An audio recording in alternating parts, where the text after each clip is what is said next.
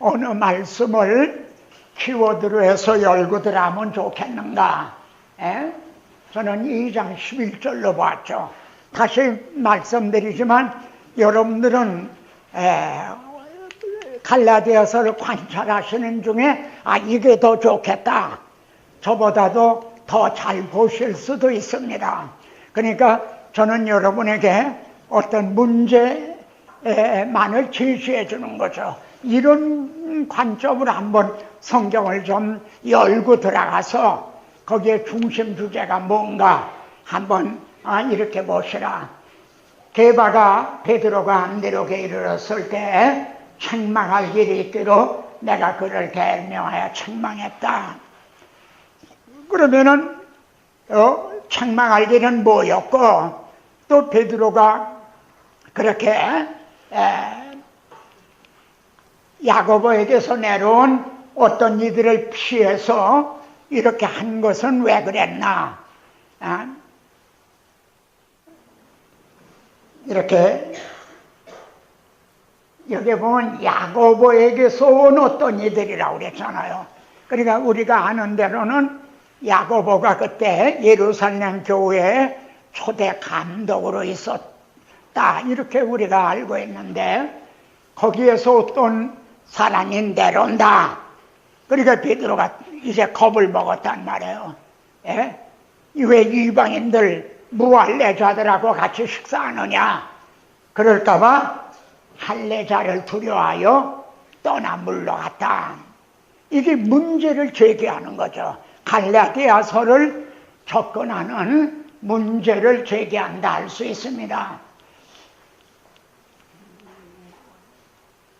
그러므로 여기 보면 나는 그들이 복음의 진리를 따라 바르게 행하지 아니함을 보고, 그러니까 복음 진리에서 잘못된 거는 아니라는 거예요. 베드로도 그걸 안다는 거죠. 그런데 다만 그럴 용기가 없었던 거죠. 복음 진리를 따라 바르게 행하지 아니함을 보고, 그러면은 여기에서요, 여기 갈라디아서의 아주 중요한 문제입니다. 한번 같이 보죠. 그러면 율법이 하나님의 약속들과 반대되는 것이냐? 이겁니다. 하나님께서 아브라함을 통해서 메시아 언약을 해주셨어요. 그 후에 모세를 통해 또 율법을 주셨어요. 그러니까 지금 이 갈라디아서의 문제는, 또 바울이 예루살렘 교회하고의 이 갈등이 일어난 거는 이제 아브라함에게 세워주신 그 메시아 언약, 그거를 따르느냐, 모세를 통해 주신 율법을 따르느냐, 그거의 갈등이라고 할 수가 있거든요. 근데 참 이런 표현은 정말 아주 예민한 표현입니다. 그러면 모세를 통해 주신 율법이 아브라함을 통해서 주신 약속들과 반대되는 것이냐? 서로 충돌한단 말이냐? 서로 싸워야 한단 말이냐? 근데 바울은 결코 그럴 수 없나니라, 뭐 이렇게 말합니다. 이것이 우리가 갈라디아서를 해석하는 하나의 열쇠가 될 수가 있습니다. 자, 하나님이 말입니다. 하나님께서 아브라함에게는요, 또 하나님의 이방을 믿음으로 말미암아 의로 정하실 것을 성경이 미리 알고 먼저 아브라함에게 복음을 전하셨다. 아브라함에게 복음을 전하셨다는 거예요. 근데 그러면은 복음을 통해서 뭘 하면 믿음으로 의롭다고 여김을 받는다는 거예요.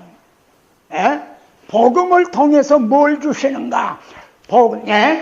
믿음으로, 이방인들도 믿음으로 말미암아 의로 정하실 것을, 그리고 아브라함에게 복음을 전했다. 그래서 아브라함은 모든 믿는 자의 조상이 됐다. 그러면 두 번째 봅시다. 율법은 믿음에서 난 것이 아니니 율법을 행하는 자는 그 가운데 살리라 하였느니라. 자, 그걸 얼른 보면은 반대되는 것 같단 말이에요. 율법은 행하는 자는 그 가운데 살리라.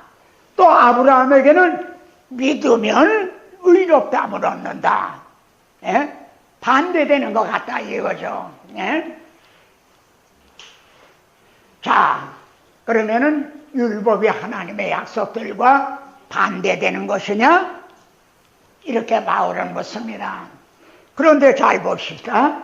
만일 하나님께서 모세를 통해 율법을 주시지 않았다면 어떻게 되는가?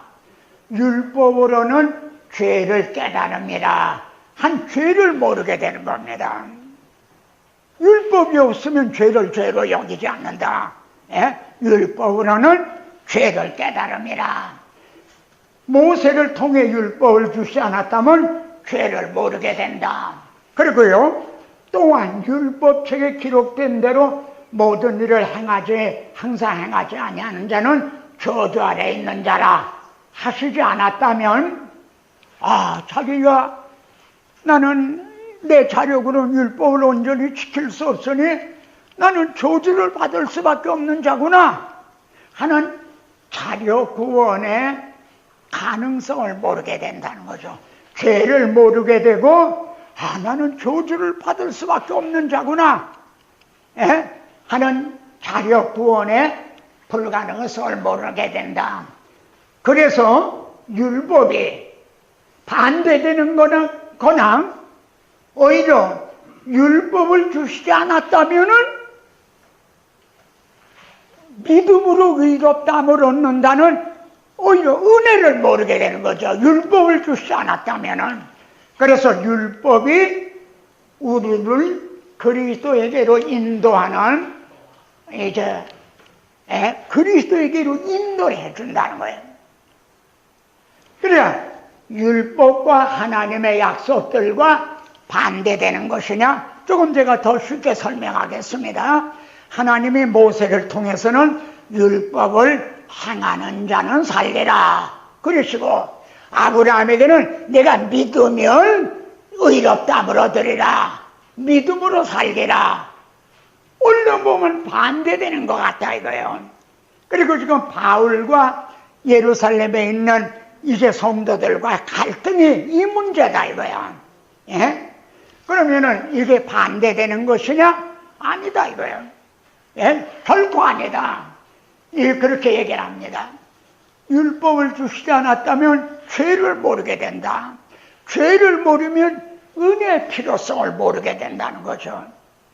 아브라함을 통해서 주신 그 은혜의 복음을, 그 필요성을 모르게 된다. 그래서 반대되는 것이기는커녕 이제 모세를 통해 주신 율법이 우리를 그리스도에게로 인도하는 초등교사가 되어서 우리로 하여금 믿음으로 말미암아 의롭다함을 얻게 하려 함이라. 이거는 여러분이 조금 더 연구를 하시고 좀 곰곰이 이거를 좀 묵상하시면요, 이건 정말 멋있는 말이구나. 율법이 하나님의 약속들과 반대되는 것이냐? 바울이 이렇게 물은 거 정말 날카로운 통찰력이고 정말 멋있는 말씀이구나. 이런 걸 깨닫게 될 겁니다. 표면적으로 보면 반대되는 것 같아요. 근데 율법을 주시지 않았다면 죄를 모르고도, 죄를 모르면 은혜의 필요성을 모르고, 그래서 율법을 통해 죄를 깨닫고 율법이 우리를 그리스도에게로 인도해서 행함으로는 불가능했던 믿음으로 의롭다함을 얻게 하려 함이라. 바울은 여기에서도 또 칭의교리를 또 강조하고 있습니다. 그래서 갈라디아서의 중심 주제는요, 이건 갈라디아서의 중심 주제만이 아닙니다. 성경 전체의 중심 주제라고 할 수도 있습니다. 사람이 의롭게 되는 것은 이겁니다. 이게 어떻게 가능해지느냐 이거야. 왜 하나님 앞에서 추방당했느냐? 하나님은 의로우신데 그들은 불의한 자가 됐기 때문에. 그러면은 우리가 해결해야 될 문제가 뭐냐면 어떻게 하면 의롭다함을 얻는 거냐 이겁니다. 그래야 의로운 하나님 앞으로 돌아갈 수가 있고 하나님과 화목할 수가 있기 때문에요. 근데 인간의 행위로는, 율법의 행함으로는 의롭다함을 얻을 길이 없다는 거예요. 근데 하나님이시라도 우리를 그냥 의롭다고 여겨주시는 것이 하나님의 공의로는 용납이 안 된다는 거죠. 얼마나 난제입니까? 예? 우리 자력으로는 의롭다함을 얻을 길이 없고 하나님도 우리들을 그냥 의롭다고 여겨주실 수도 없고 하나님이 우리를 잃어버린 백성을 찾으셔서 함께 사는 걸 이걸 이루셔야 되는데 그럼 어떻게 해야 되느냐? 하나님의 자기 아들을 보내셔서 우리 대표자가 되게 하시기 위해서니까 우리와 똑같은 사람으로 오신 거예요. 만일 사람으로 오시지 않았으면 우리의 대표자의 자격이 없는 거죠. 우리가 똑같은 사람의 몸으로 오게 하셔서 심지어 할례도 받으신 거예요.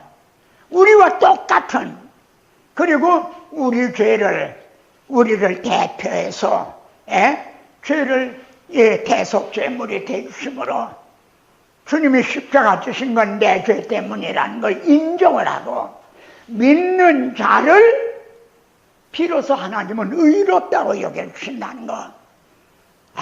이게 자기 아들의 대속을 통해서 의롭다고 여겨주셨다는 게 얼마나 큰 난제고 정말 얼마나 중대한 문제입니까? 그래서 사람이 의롭게 되는 것은 어떻게 이게 가능해지느냐? 율법을 행함으로냐?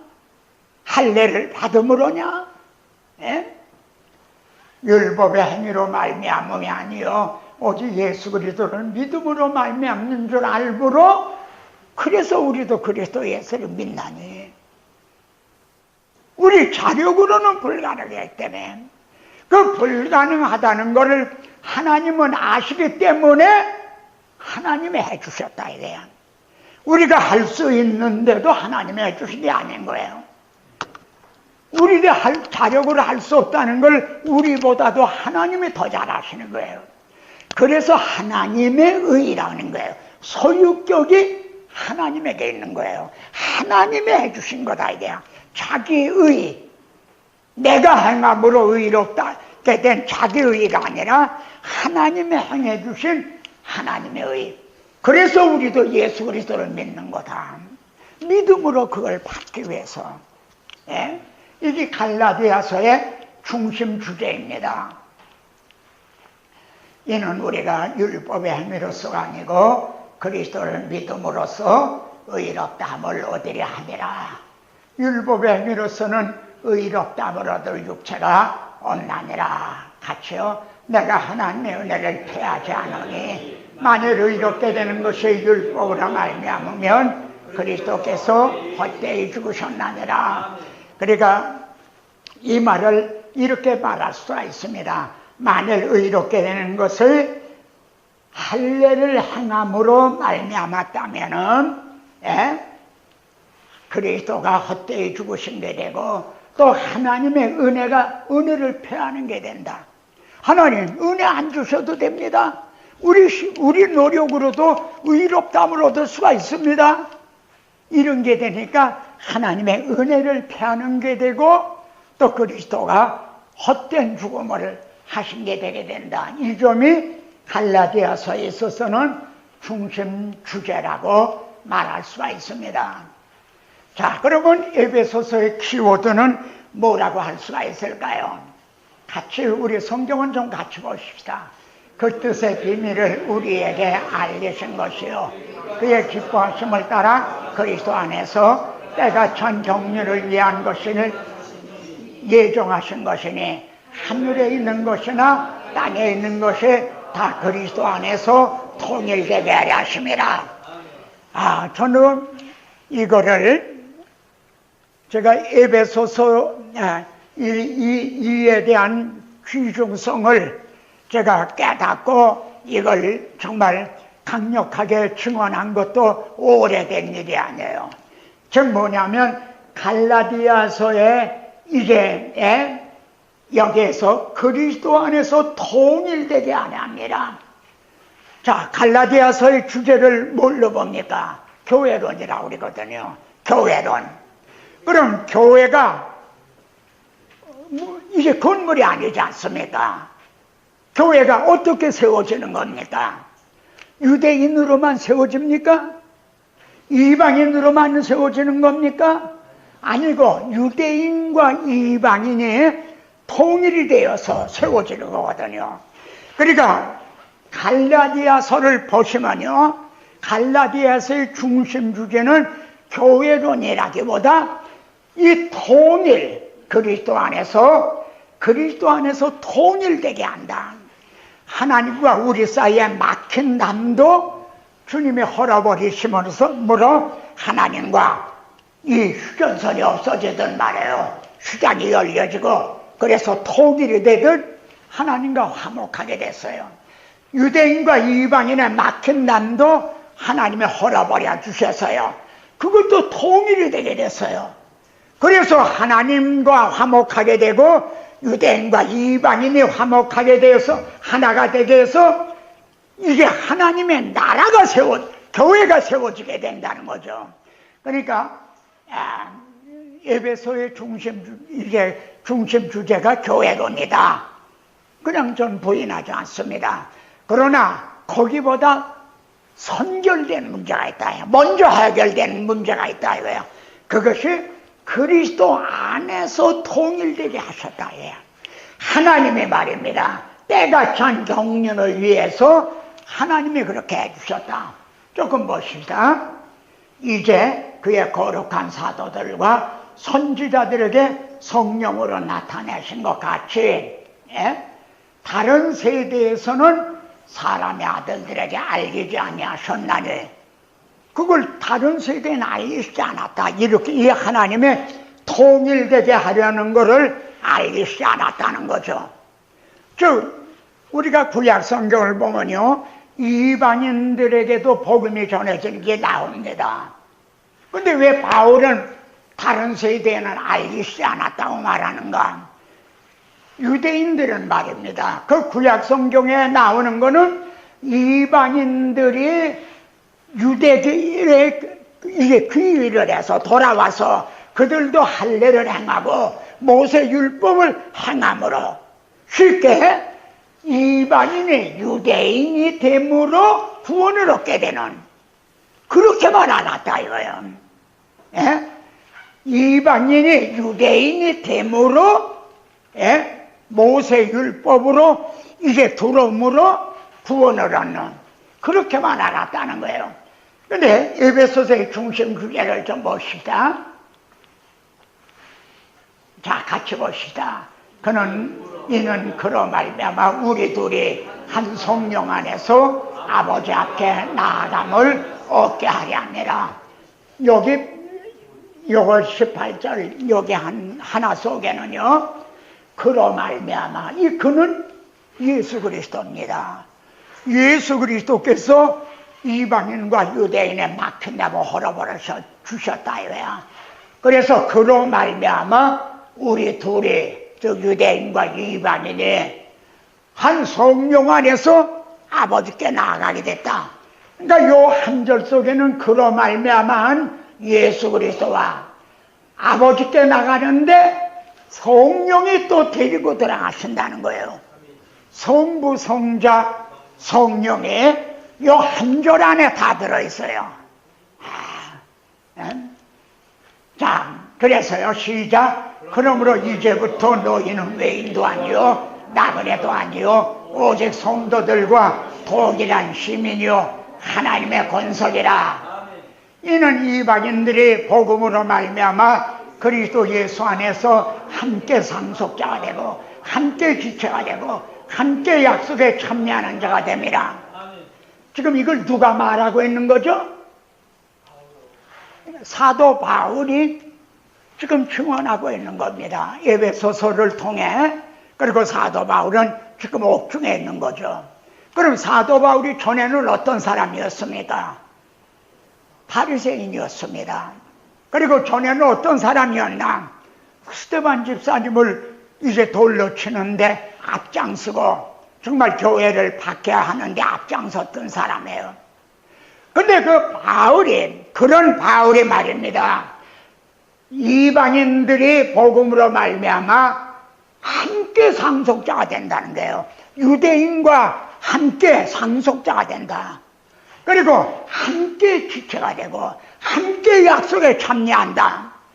이걸 깨닫고 증언하게 됐다는 거는, 이거는 뭐라고 표현해야 될까요? 뭐 혁명적인 사건이다. 이건 완전히 천지 개벽을 한 거와 같은 거다. 여러분 그게 이해가 되십니까? 전에 바울 바리새인이었던 당시에 유대인들이 왜 그 바울을 그냥 막 박해하고 그랬습니까?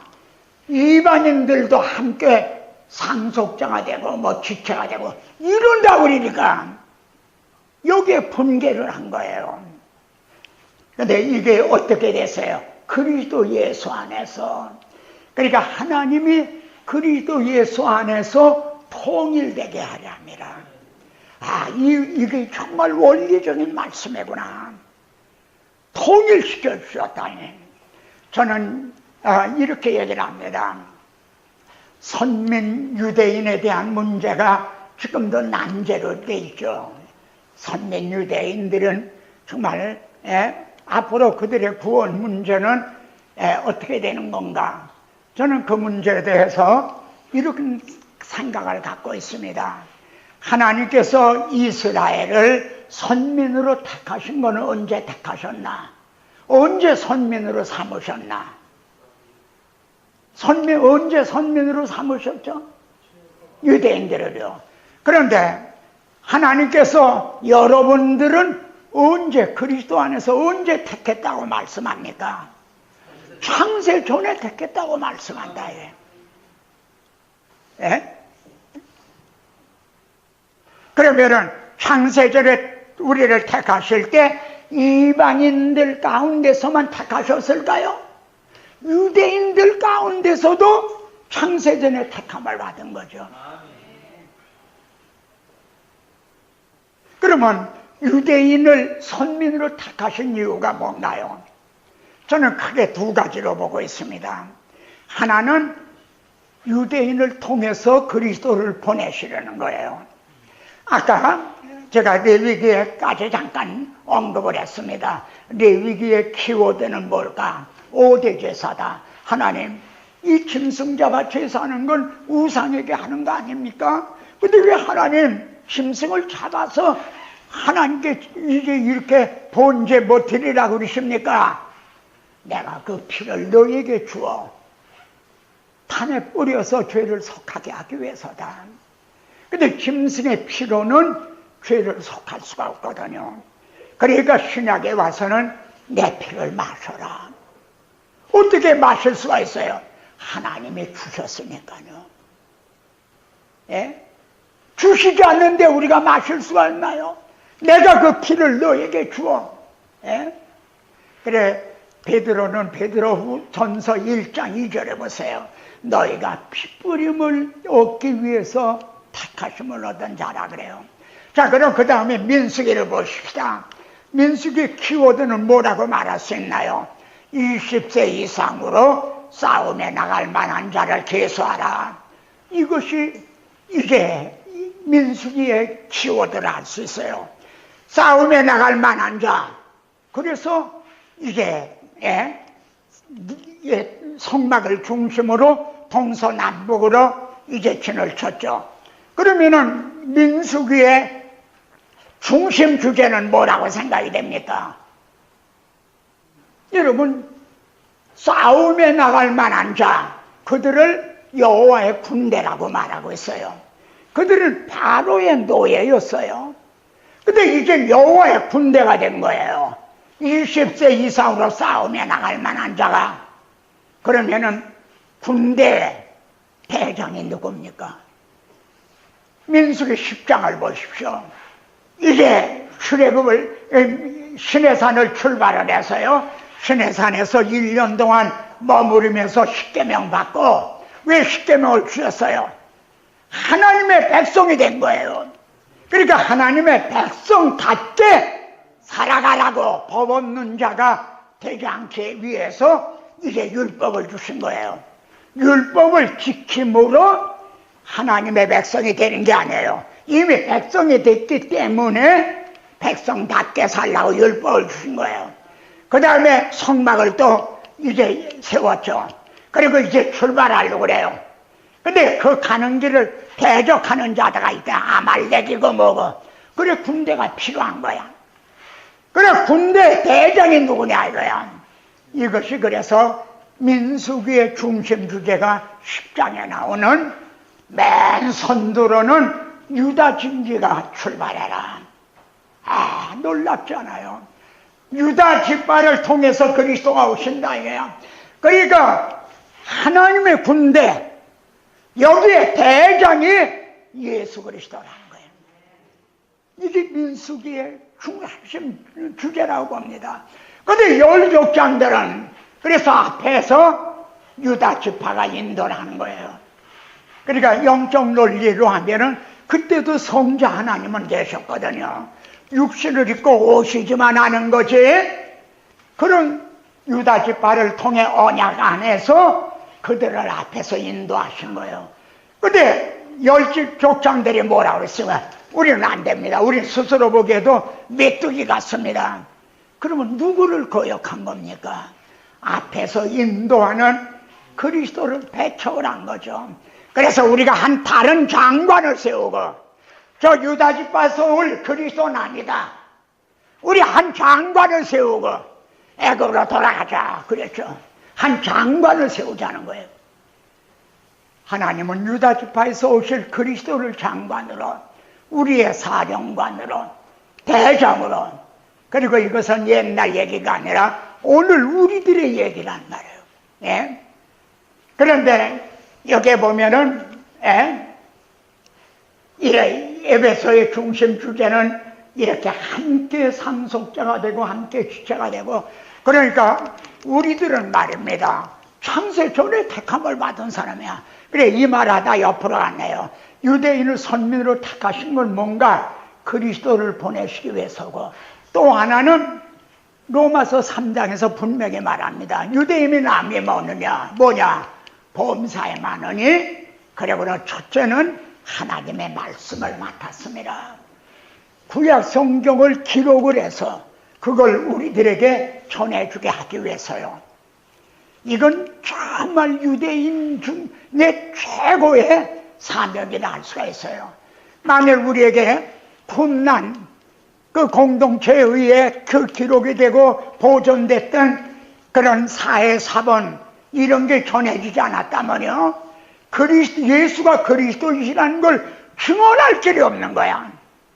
증거가 다 없어져 버린 거야. 근데 이 사명을 유대인들이 감당을 한 거예요. 근데 저는 그 사명이 다 끝난 거죠. 유대인을 통해서 그리스도가 오셨고, 또 그들을 선민으로 택하신 성경을 기록해서 우리에게 전해주시고, 그런데 여러분들은 창세전에 벌써 택함을 받고, 이런 관점에서 한번 보시게 되면은 이제 바울은 그걸 깨닫는 거예요. 함께 상속자가 되고 함께 지체가 되고 함께 약속에 참여하는 자가 됩니다. 이것이 벌써 창세전에 하나님의 예정이 되어 있었다는 거예요. 예? 여기 우리 아까 이런 말은 아닙니다. 때가 천 경륜을 위하여 예정하신 것이니, 때가 천, 그때까지는 흩어지게 됐어요. 제 길을 가도록 내버려 두셨어요. 근데 때가 찾아 그들의 이방인과 유대인이 하나가 되도록, 통일이 되도록, 그래서 그들을 통해서 하나님께서는요, 자 같이요, 너희도 성령 안에서, 여기 너희가 누굽니까? 이들이에요. 이방인들이에요. 너희도 성령 안에서 하나님의 거하실 초소가 되기 위하여 그리스도 예수 안에서 함께 쥐어져 가느니라. 이게 교회죠. 근데 교회는 뭘로 세워지느냐? 유대인만으로 세워지는 것도 아니고 이방인으로만으로 세워지는 것도 아니고 이방인이 유대인이 돼서 세워지는 것도 아니고 믿음으로, 오직 믿음으로 의롭다함을 얻어서 벌써 그렇게 하실 것이 창세전에 계획이 되어 있었다. 근데 때가 찬 정령 가운데서 하나님은 그걸 이루셨다는 거죠. 우리가 흔히 말하는 바벨탑을 쌓을 때 언어를 혼잡하게 하셨다가 흩으셨잖아요. 그러다가 오순절의 성령임에서는 각국 나라 말로 하는 걸 보게 되고 통일되게 하시는 것을 또 우리가 보게 됩니다. 그래서 에베소의 중심 주제를 교회론이라고 하는 건 맞는 말입니다. 네, 저도 동의합니다. 근데 그보다 앞서 하나님이 교회를 그럼 뭘로 세워주느냐, 누구로 세워주느냐, 유대인과 이방인을 통일되게 하셔서 함께 호사, 함께 상속자. 근데 이것이 벌써 레위기 23장에 오순절에 성령이 임하시면은 새 소제를 드리되 떡 2개를 드리라. 새 소제, 오순절에 성령이 오셔서 신약교회가 탄생을 했어요. 그래서 새 소제라고 그래요.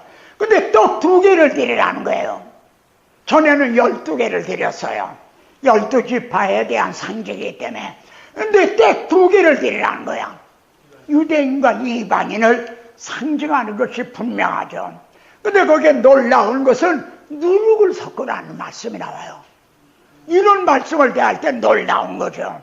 누룩을 섞으라는 거야.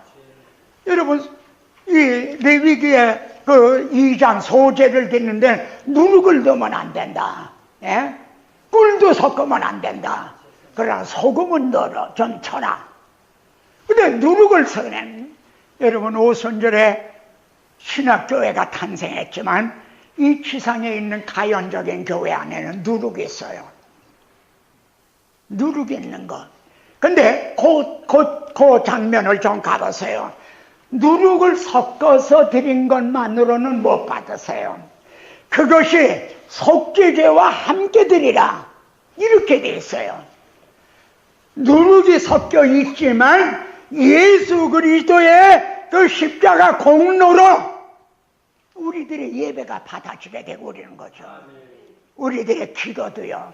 그 레위기 23장에 그 장면을 조금 더 보시기 바랍니다. 아, 바리새인으로 그렇게 교회를 박해하던 바울이 이걸 깨닫다니, 이걸 깨닫고 증언했다니, 우리는 무심히 당연한 거로 보지만은 이걸 증언하는 바울의 마음이 얼마나 정말 벅차 있었을까, 그런 걸 생각을 하게 됩니다. 자, 빌립보서의 키워드는 뭐라고 할 수가 있을까요? 여기에 저는 참여로 보고 있습니다. 참 빌립보 교회는요, 아주 처음부터 이 참여하는 은사가 있었던 것 같아요. 이제 아시아로 가지 말고 이제 성령이 막으셔서 유럽 쪽으로 가게 됐죠. 근데 그 첫성이 빌립보 성이었거든요. 그래 가서 만난 사람이 루디아예요.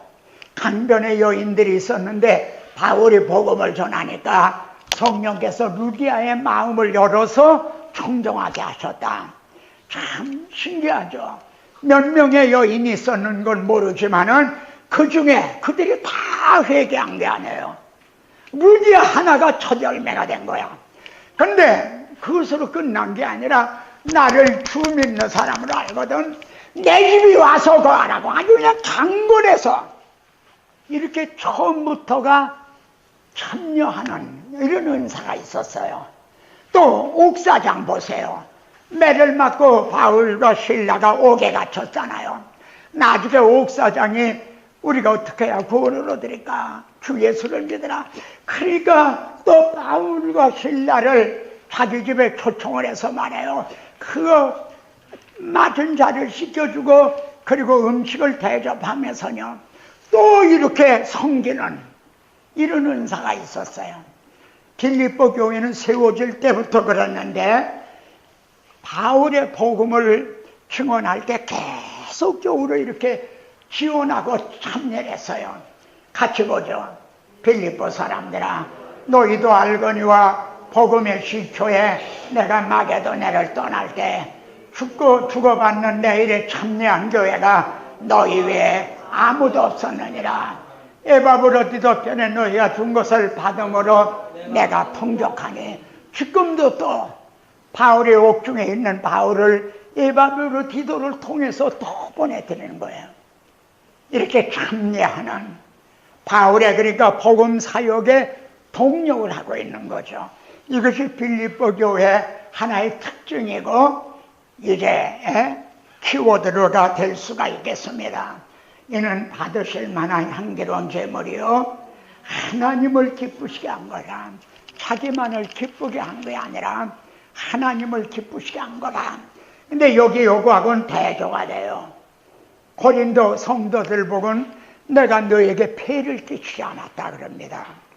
왜냐하면 마게도냐에 있는 이 빌립보 성도들이 나의 쓸 것을 채워줬기 때문에 내가 용도가 부족해도 너희에게는 폐를 끼치지 않았다.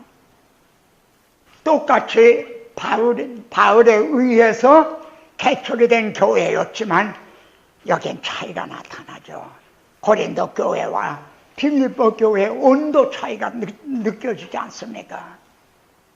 아마 목사님들도 성도들에 대해서 또 그런 어떤 차이, 그런 느낌 같은 것을 아마 느끼게 되실 거예요.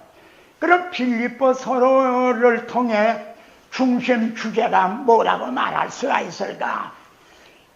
바울은 여기서 그리스도의 심장으로 내가 너희를 사랑한다. 그러니까 다른 데서는 이런 표현을 볼 수가 없어요. 내가 그리스도의 심장으로 너희를 사랑한다. 이게 하나님의 내키는 것이다. 박해자 바울의 심장은 떼버리고 이제 예수 그리스도의 심장으로 인식 수술을 받았다는 거죠. 그러니까 너희도 이 마음을 품어라. 그 그리스도 예수의 마음을 품어라. 나도 박해자였던 사람인데 그건 떼버리고 이제 그리스도의 심장으로 내가 주님의 마음을 품었다. 그러니까 너희도 그리스도의 마음을 품어라. 그러면서 주님의 마음을 여기 소개를 합니다. 그는 근본 하나님의 본체시지만은,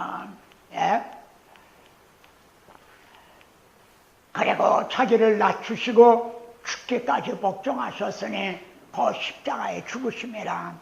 여러분이 아시는 대로 이렇게 정말 사랑스러운 빌립보 교회였지만 유오디아와 순두계 두 주동자 같은 두 사이에는 또 마음이 한 마음이 되지가 못했어요.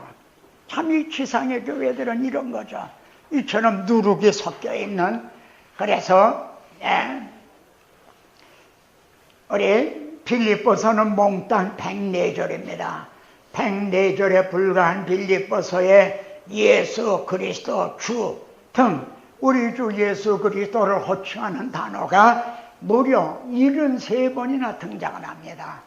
그리고 주 안에, 그리스도 안에도 15번이나 등장을 합니다. 그러니까 이런 점이 빌립보서의 중심 주제라고 말할 수가 있습니다. 바울이 빌립보서를 기록하게 된 동기가 뭡니까?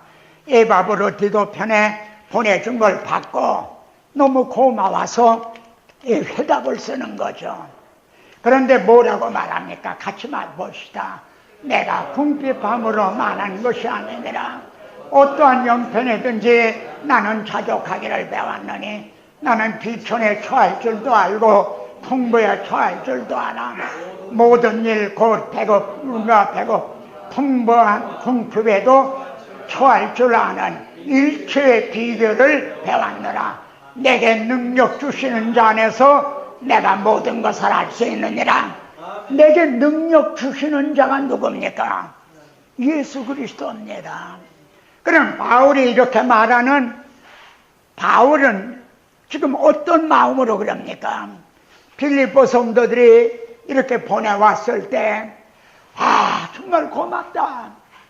정말 너희가 처음에도 내가 마게도냐를 또 이때 주고받는 일에 너희밖에 없었는데 이제도 이렇게 보내줘서 정말 고맙다. 아무도 찾아온 사람이 없었다. 근데 너희들이 이렇게 보내줘서 정말 고맙다. 우리 같으면 그렇게 할 것 같지 않아요? 예? 그렇게 하면은 그 회신을 받는 빌립보 성도들이 얼마나 만족했을까요? 아, 잘했어. 정말 우리가 아니면, 예? 그러나 그렇게 한다면 이제 주님 이 바울을 가르쳐 그는 내가 택한 그릇이다. 내가 택한 그릇이다. 예? 한 그 주님의 이름은 어떻게 되냐 이거예요. 빌립보 성도들을 기쁘게 하고 만족시켜 줬다면은 그건 좋지만 자기를 내게 능력 주시는 그 주님의 이름은 어떻게 되는가? 이것이 그리스도의 심장, 마음을 품은 사람입니다. 내게 능력 주시는 자 안에서 난 모든 걸 할 수 있다. 나는 누가 면회 오지는 않는가 하고 그렇게 초라한 모습으로 기다리고 있었던 거 아니다. 나는 어떠한 형편이든지 나는 자족하기를 배웠다. 나는 모든 일체의 비결을 날 배웠다. 나는 나를 부르신 예수 그리스도를 통해서 나는 그 훈련을 받았다 이거야. 그래서 내게 능력 주시는 자 안에서 나는 모든 걸 할 수 있다. 일단 주님의 이름을 높여드리고 있습니다. 사람을 기쁘게 하려고 하는 것은 나중이고 주님을 기쁘시게 해드리고 하는 말이에요. 바울은 1장에서 그런 얘기를 합니다. 여기에 그러나 너희가 내 괴로움에 함께 참여했으니 잘했도다. 이렇게 일단 먼저 자신을 부르신 주님의 이름을 영화롭게 한 다음에 그들에게 아무 일에든지 부끄러워하지 아니하고 지금도 전과 같이 온전히 담대하여 살든지 죽든지 내 몸에서 그리스도가 존귀되게 하려 하나님. 이 말씀도 은미 좀 해보세요. 아무 일에든지 부끄러워하지 아니하고 지금도 전과 같이 우리가 보면 전에는 신앙생활을 잘했는데 지금은 식어지고 변질이 되는 그런 일이 많잖아요. 근데 전과 같이 옥에 갇혀있는 지금도 전과 같이 온전히 담대하여 살든지 죽든지 내 몸에서 그리스도가 존귀되게 하려나. 그래서 주님을 이렇게 높여드리고 있는 거죠. 여러분의 섬기는 교회에서요, 어느 성도, 어느 분을 통해서 주님이 가장 높임을, 그리스도의 몸, 이제 내 몸에서 그리스도가 존귀되려 어느 성도를 통해 주님이 가장 높임을 받으실까요? 목사인, 목회자인 나일까요? 아마 아닐 수가 있을 겁니다. 지금 이 자리에서 만약 주님을 가장 높여드리는 그걸 순서대로 정한다면 어떻게 될까요? 이런 걸 생각을 하면 여기에서 빌립보서를 통해서 바울이 그 말하는 그리스도의 심장을 가졌다. 너희는 이 마음을 품어라. 그리스도의 마음이니 한 그걸 알 수가 있습니다. 골로새서의 키워드는 뭐라고 할 수가 있을까요? 에바브라에게 너희가 배웠나니, 이게 키워드를 할 수가 있습니다. 골로새 교회는 바울이 개척한 교회가 아니고 바울의 제자인 이제 여기 에바브를 통해서 개척이 됐죠. 그러니까 촌수로 하면 바울의 손자격이라고 쉽게 이렇게 말할 수가 있겠죠. 근데 거기에 이단이 들어온 거예요. 내가 이것을 말하면 아무도 교묘한 말로 너희를 속이지 못하게 하려 함이라. 옥에 갇혀있는 바울에게 에바브로가 찾아와서는 골로새 교회에 이단이 침투했다는 이걸 듣고는 골로새서를 기록을 하게 된 거죠. 그런데 여기에 이렇게 말합니다. 누가 철학과 헛된 속임수로 너희를 사로잡을까 주의하라. 그때도 이 헬라 문화권에는요, 이 소크라테스, 플라톤, 아리스토텔레스 이런 것으로 이어져 내려오는 철학적인, 이게 기독교에 침투를 했단 말이에요. 철학의 영향이 말이죠. 예? 그런데 이게 얼마나 이건 고상한 겁니까? 예? 근데 이거는 세상의 초등학문을 따름이요, 그리스도를 따름이 아니다. 그건 그리스도를 따름이 아니에요. 글쎄요, 이렇게 말씀드려도 될까요? 오늘날 너무나 많은 설교가 유익해요. 그렇지만 그리스도를 따르면 아니에요. 그건 세상 초등학문이지, 그것으로 성도들을 거듭나게 하는, 바울이 받은 복음, 바울이 전한 복음은 아니다. 예. 유익해요. 제가 유익하다는 걸 부인하는 거 아닙니다. 그래서 목사님들이 쏟는 거예요. 성도들에게 유익하고 울기도 하고 은혜 많이 받았다고도 그리고, 그러나 그리스도를 따르면 아니다. 성경대로 그리스도께서 우리를 위해 죽으시고 성경대로 부활하셨다는, 그래서 그 복음 안에 중생이 들어있고 그 복음으로 말미암아 의롭다함을 얻게 됐다는, 그래서 중생에서 우리 몸이 영화롭게 되고 의롭다함을 얻음으로 하나님과 화목하게 되었다는, 이거는 없는 거다 이게. 그건 교양적인. 그래서 누가 철학과 헛된 소금으로 너희를 사로잡을까 주의하라. 자, 골로새서의 그런 중심 주제는 뭘까요? 그는 몸은 교회의 머리시라. 예수님이 이게 이 몸된 교회의 머리시라. 여러분, 이 머리라는 말도요, 바울의 또 독특한 표현이에요. 신약성경을 보세요. 예수 그리스도가 머리가 되신다는 말을 고린도전서에도 그렇고 그렇게 강조한 사람이 없어요. 그럼 바울은 그걸 어디서 깨달았나? 창세기 2장에서 깨달은 거예요.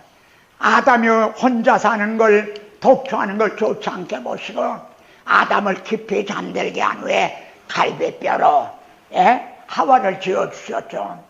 여기서도요, 왜 흙으로 빚어주지 않았을까요? 하와를 흙으로 만들어 주실 수 있잖아요. 근데 왜 갈비뼈를 취하셨나요? 말하자면 하와는 그래서 몸이 된 거예요. 그리고 아담은 머리가 된 거예요. 바울은 이를 통해서 그리스도의 비밀, 복음의 비밀을 또 깨달은 거예요. 그래서 그는 이제 몸은 교회 머리시라. 여기 이게 중요합니다. 머리를 붙들지 아니하는지라. 이단이 뭡니까? 머리를 붙들지 않는 거예요. 그들도 성경을 가지고 말해요.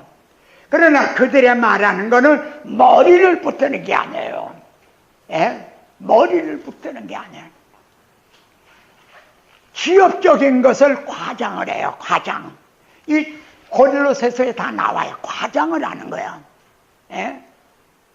그래서 그걸 내세워요. 이단들이 말입니다.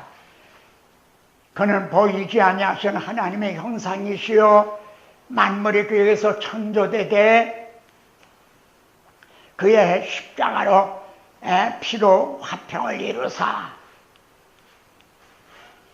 우리를 거스리고 불리하게 하는 법조문에 쓴 증서를 지우시고 죄하여 버리사 십자가에 못 박으시고 구경거리로 삼으시고 십자가로 그들을 이기셨나니라. 여기에 보면요, 예수님이 누구신가? 보이지 않는 하나님의 형상이시라 이거야. 하나님과 본체시다 이거야. 그리고 그분은 창조주시다 이거야. 만물이 그에 창조됐다. 여기서도 예수가 누구신가? 근데 그분이 우리를 위해 뭘 해주셨는가? 십자가를 통해서요, 법조문에 쓴 증서, 율법에 매여 있던 우리들 그거를 다 찢어버리시고 고무로 지우듯이 지우고 막 찢어버리고 십자가에다 못 박아버렸다. 여기에서 이게 머리를 붙드는 겁니다. 이들은 머리를 붙들질 않는다. 이게 머리를 붙드는 일이다. 그리고 십자가로 그들을 이기셨나니라. 그래서 우리가 주님도 십자가로 이기셨어요. 그럼 우리가 승리하는 비결은 뭡니까? 계시록 12장에 이렇게 나와요. 어린 양의 피와 자기의 증언하는 말로 저들을 이겼으니, 그렇게 나옵니다. 어린 양의 피, 십자가 피의 복음으로 이기는 거다 이게. 그걸 증언함으로요. 이게 골로새서의 중심 주제라 할 수가 있습니다. 자, 데살로니가 전서의 키워드는 어떻게 접근을 할까요? 바울이 데살로니가의 복음을 전했는데 박해가 일어나서 정말 도망치듯이 피해서 지금 갔어요. 그러니 마치 어린애들을 우물가에다 놓고 온 것 같이 그냥 정말 불안한 거예요. 그래서 디도를 보낸 거예요. 나도 참다 못하여 너의 믿음을 알기 위하여 디도를 이제 디모데를 보낸 거예요. 가서 바울은 갈 수가 없고 시험하는 자가 우리 수고를 헛되게 할까 하니라. 그런데 지금은 디모데가 너에게로부터 와서 너희 믿음과 사랑의 기쁜 소식을 우리에게 전하고 너희 믿음의 역사, 사랑의 수고, 소막의 인내, 이거를 들은 거예요. 그러니까 너무 기뻐서 이제 데살로니가 전서를 기록해서 보내게 된 거죠. 이것이 말하자면 그 중에서 이것이 또 키워드라고 할 수도 있죠. 참다 못하여 내가 디모데를 너에 이제 보냈다. 그럼 데살로니가서의 중심 주제는 뭡니까? 여기 이렇게 1장, 2장, 3장, 4장, 5장에 전부 주님의 재림을 강조하고 있어요. 재림신앙.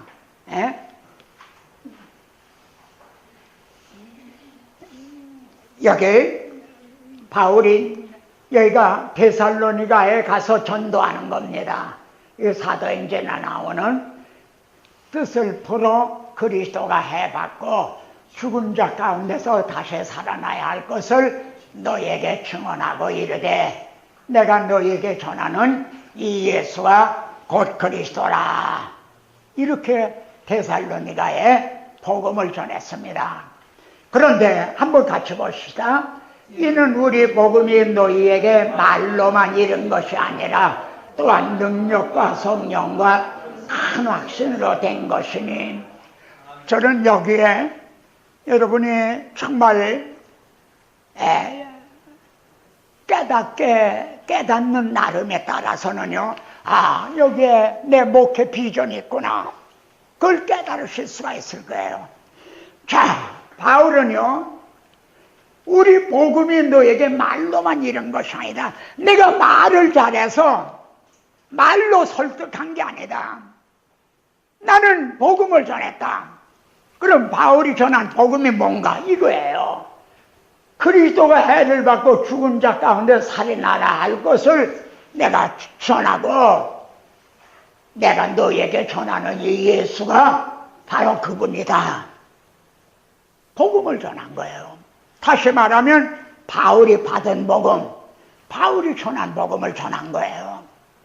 그럼 다 콧방을 칠 것 같잖아요.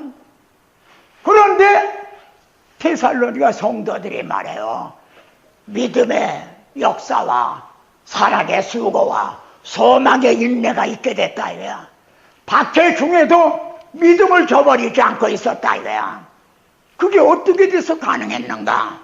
말로만 전해진 게 아니다 이거야.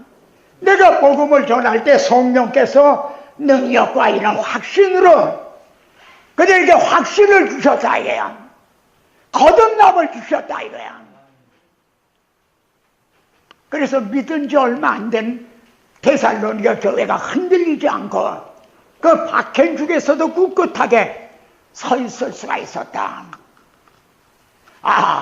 바로 우리들의 이게 목회 철학이어야 되겠구나. 정말 우리도 이렇게 해야 되겠구나. 그런 마음이 듭니다.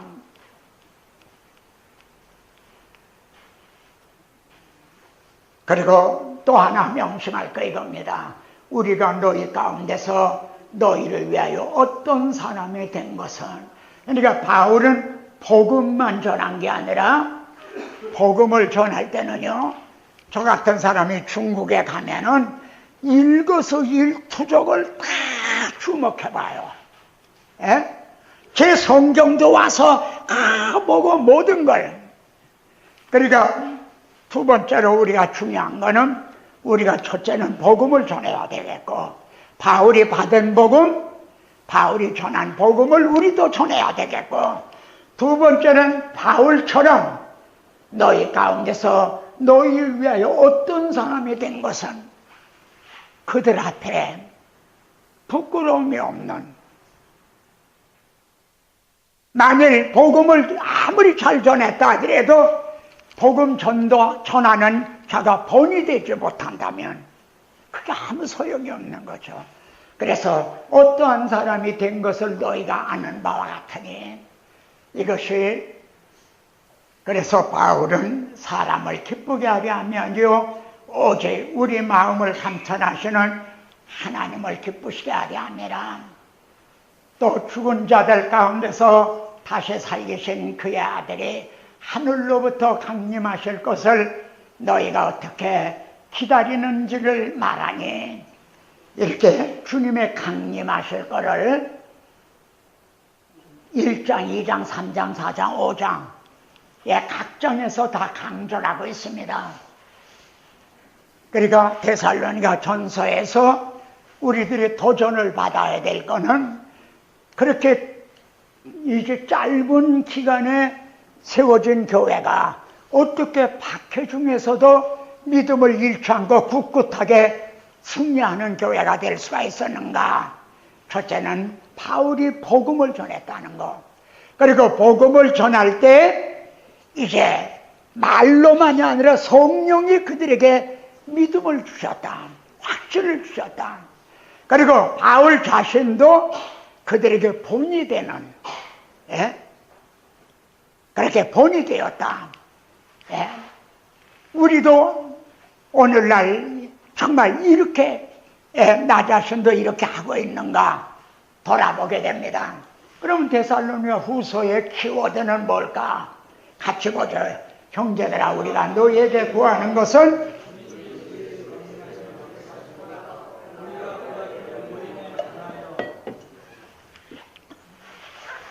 자, 데살로니가 후서를 왜 그렇게 기록하게 됐습니까? 데살로니가 전서에서 재림을 강조를 했어요. 그랬더니 그 중에 어떤 사람들은 이게 좀 광신적인 사람이 나타난 거예요.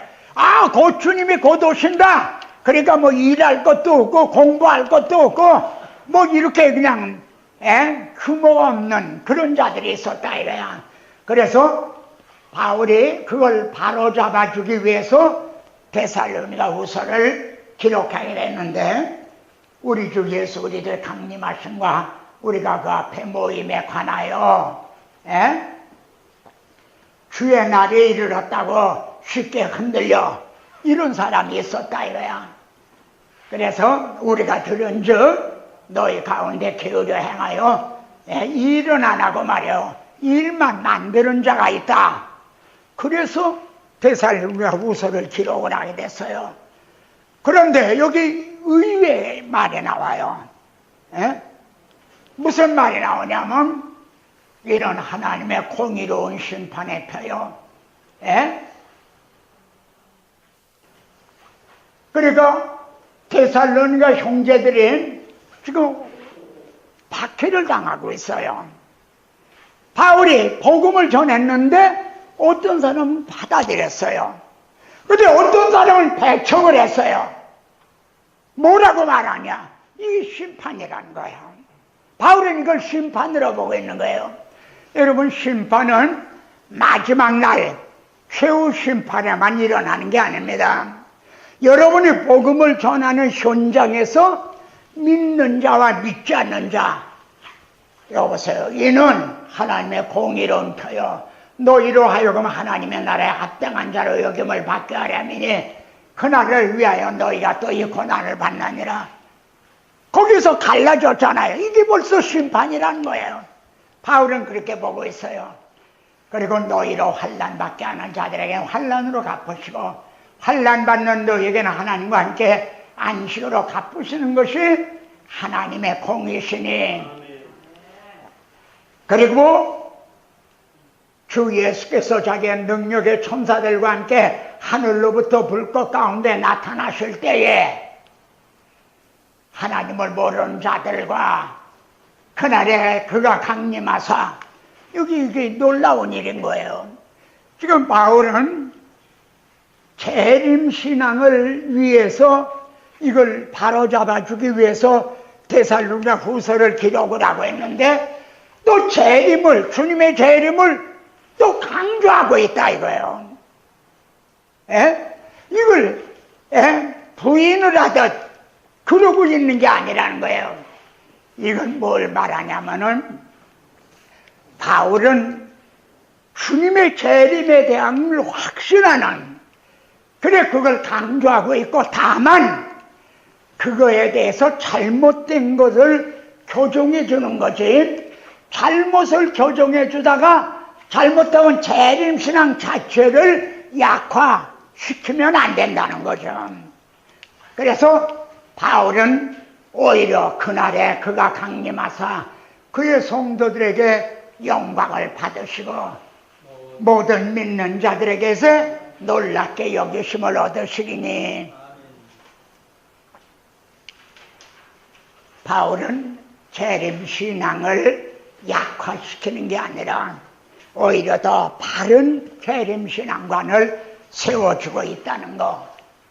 자, 디모데전서의 키워드는 뭐라고 할까? 만일 내가 지체하면 너로 하여금 하나님의 집에서 어떻게 행해야 할지를 알게 하려 함이니, 이것이 디모데후서의 열쇠라고 할 수가 있습니다. 그래서 우리는 이걸 목회서신이라고 말하는데요. 이 집은 살아계신 하나님의 교회요 진리의 기둥과 터내라.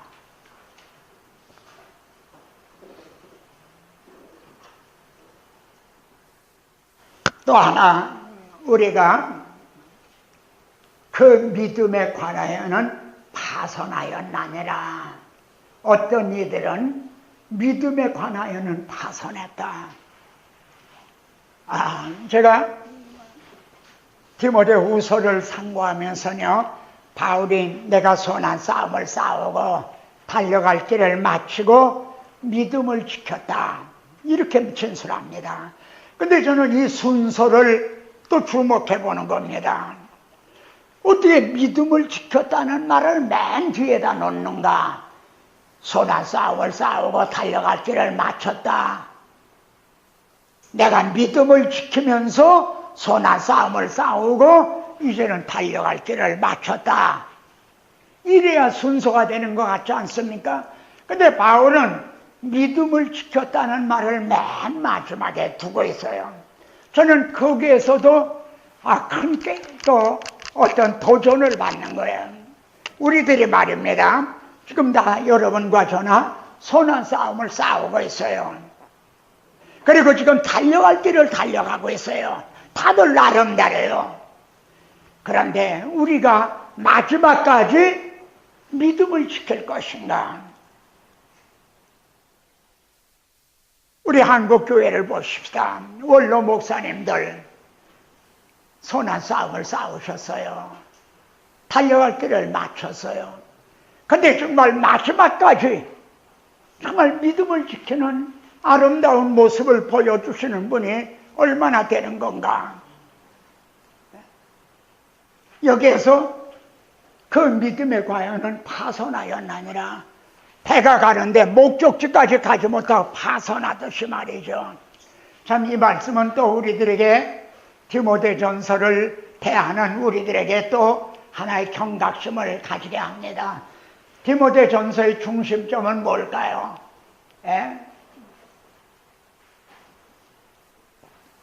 하나님의 영광의 복음을 따름이 아니라 하나님은 한 분이시요 또 하나님과 사람 사이에 중보도 한 분이시니 그 사람이신 그리스도 예수라. 그가 모든 사람을 위하여 자기를 대속물로 주셨으니, 여기에 저는 여기에서 욥기의 말씀을 여기다 집어넣습니다. 욥은 말입니다. 하늘에서 되어지는 걸 모르고 있어요. 즉 하나님이 사탄에게 자기를 자랑하셨다. 내적 욥을 유예받느냐. 그같이 순전하고 정직하여 악에서 떠난 자는 없다. 그렇게 칭찬하시는 거 그걸 모르고 있다 이거야. 그러니까 사탄은 그걸 한번 재산을 쳐보세요. 하나님이 재산을 보호해 주시니까 그렇죠. 그럼 한번 해봐라. 그게 허용을 하신 거예요. 그러니까 재산을 치고 그랬잖아요. 나중에는 그래도 욥이 입으로 범죄하지 않으니까 나중에는 그 몸을 쳐보십시오. 그래 머리끝부터 악정까지 발창이 나서 그냥 자기 부인은 그래도 순전을 지키느냐 하나님을 욕하고 죽어버려라 그런 말이 나와요. 아마 그리고 집을 나갔거나 어떻게 했는지 모르지. 그런데도 욥은 그대는 어떻게 어리석은 여자 중 하나같이 말하느냐. 순전을 지켰어요. 그러면서도 왜 자신이 이런 고난을 당하는가 그걸 모르고 있는 거예요. 그래서 욥은 이런 말을 해요. 하나님은 나처럼 사람이 아니신즉 내가 그에게 대답할 수도 없으며 함께 들어가 재판할 수도. 하나님 왜 내가 이런 고난을 당합니까? 좀 말씀해 좀 주세요. 하나님은 나처럼 사람이 아니시다 이거야. 그러니까 답답한 거예요. 그런 중에도 욥은요 상상할 수 없는 고난을 받으면서 내가 믿기로는 나의 구속자가 살아계시니 그거 하나는 믿고 있는 거예요. 자 여기 보십시오. 욥은 내 구속자가 살아계시니 그가 땅 위에 서실 것이라. 그분이 말해요. 하나님은 한 분이시요 하나님과 사람 사이에 중보도 한 분이시니, 여기 보십시오. 예수 그리스도는 하나님이시면서 또 사람이 되신 거예요. 그냥 하나님이시면은 안 돼요. 그냥 사람만 돼도 안 돼요. 하나님이시면서 사람이시기 때문에 중보자가 되신 거예요. 여기 보면 하나님은 나처럼 사람이 아니신즉 그런데 예수 그리스도가 하나님이시면서 사람이 되주셔서 중보자가 되주신 거예요. 이 말씀으로 우리 디모데전서 이거를 보게 되면요 하나님과 사람 사이에 중보도 안 보시니 곧 사람이신 하나님이시면서 사람이신 그리스도 예수시라. 그리고 그분이 우리로 대속물로 자신을 주셨다. 자, 선한 싸움의 의미, 바울의 선한 싸움을 여기 보면 전에 너를 지도한 예언을 따라 그것으로 선한 싸움을 싸우며, 디모데에게도 그렇게 말합니다. 믿음의 선한 싸움을 싸워라. 1장에서도 선한 싸움을, 마지막 장에서도 믿음의 선한 싸움을 싸워라. 그런 얘기를 말합니다. 그러면 이 선한 싸움이 어떤 싸움이고 누구하고 싸움인가? 우리는 이렇게 생각을 했어요.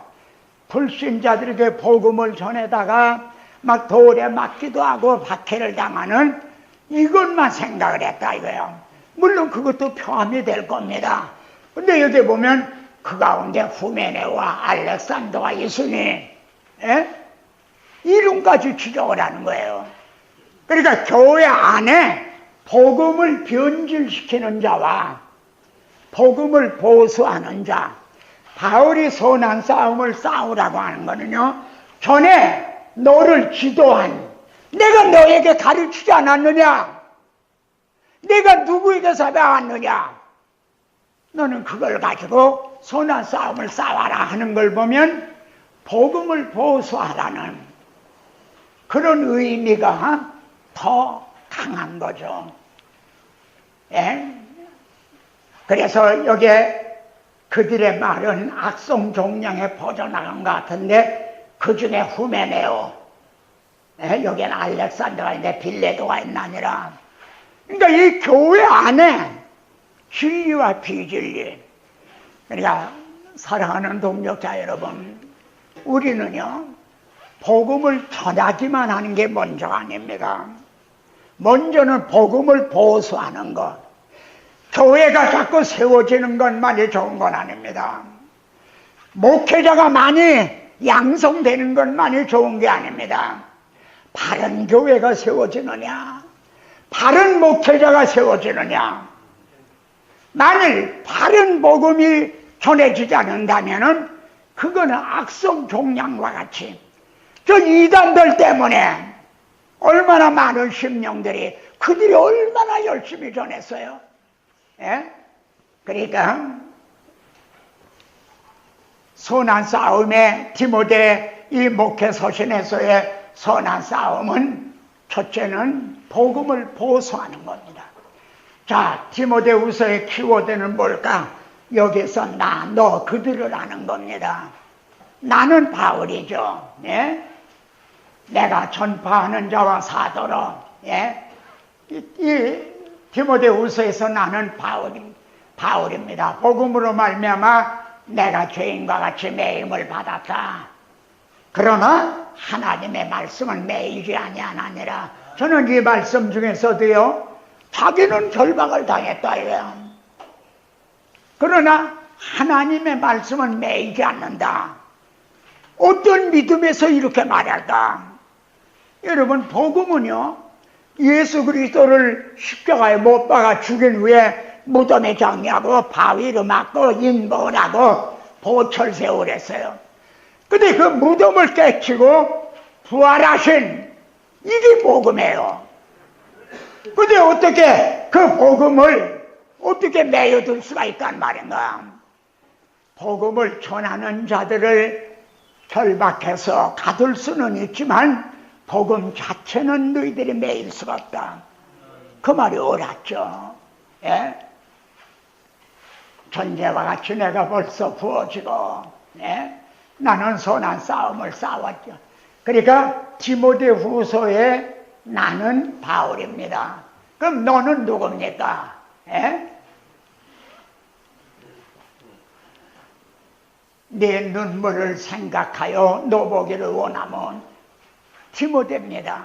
바울이 지금 옥에 갇혔는데 아무래도 이번에는 무사치 못하고 아무래도 순교를 당할 것 같다 이거예요. 근데 디모데는 울고 있어요. 예? 그런데 바울은 이렇게 말합니다. 디모데야, 울지 말아라. 하나님이 우리에게 주신 것은 두려워하는 마음이 아니에요. 예? 울라고 우리에게 하라 그런 게 아니다. 내가 울면은 내가 좋아할 줄 아느냐? 어떻게 내 복음의 바통을 이어받을 내가 울고 있으면 내 발걸음이 어떻게 떨어질 수가 있겠느냐? 너는 울면 안 된다. 하나님이 우리에게 주신 것은 두려워하는 마음이 아니라 능력과 사랑과 절제하는 마음이니. 그래서 구약에서는 제사장은 머리를 풀거나 옷을 찢어서는 안 된다. 그런 말씀하죠. 그리고 여기 보면 그러나 너는 배우고 확신한 일에 거하라. 너는 누구에게서 배운 것을 알며, 여기에 디모데서예요. 그러나 너는, 이게 몇 번 나옵니다. 그러나 너는, 다른 사람은 어찌든지 그러나 너는 달라야 된다는 거죠. 그러나 너는, 네가 누구에게서 배웠느냐.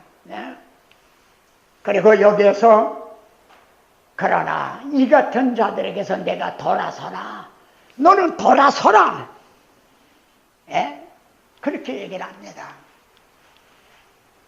여기에도 그러나 너는 모든 일에 신중하며 권한을 받으며 네 직무를 다하라. 그러나 너는, 이게 중문으로 딴니 이렇게 돼 있어요. 그러나 너는 달라야 된다는 거죠. 이것이 목회 소신의 놉니다. 그러면은 그들은 누군가요? 그들의 말은 악성 종량에 퍼져간 것 같은데, 이 말씀을 통해 보면 그들은 교회 밖에 있는 사람들이 아닙니다. 교회 안에 있는 사람들입니다.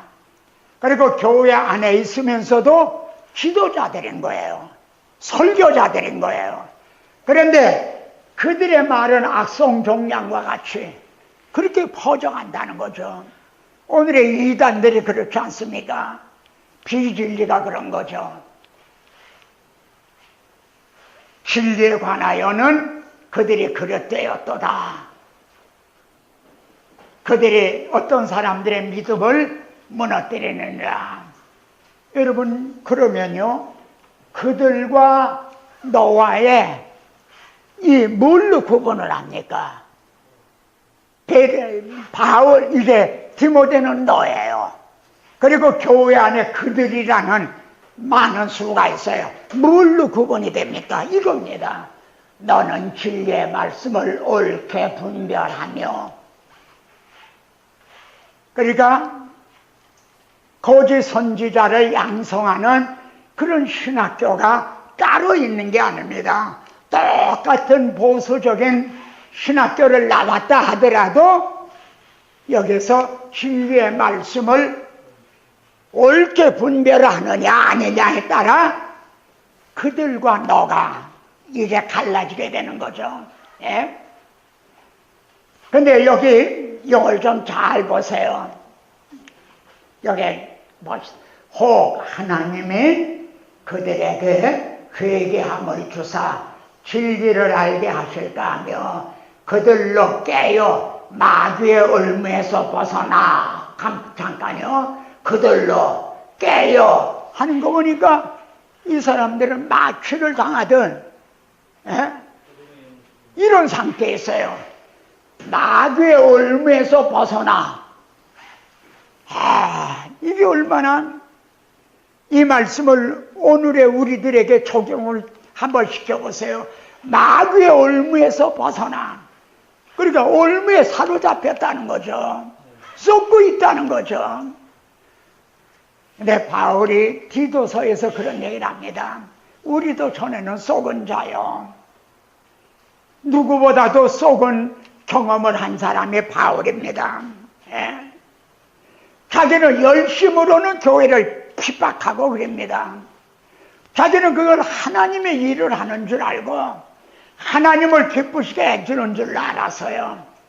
그래서 이들도 그런 거예요. 마귀의 올무에서 벗어나 하나님께 사로잡힌 바 되어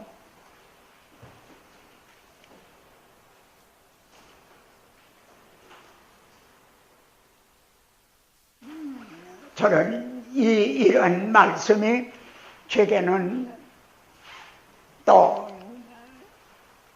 고통이고 난제입니다. 정말 한국의 오늘 교회를 주님이 보신다면 어떻게 보실 건가? 저는 이 일을, 한국의 오늘 교회를 긍정할 수도 없고 부정할 수만도 없고, 이걸 어떻게 해야 됩니까?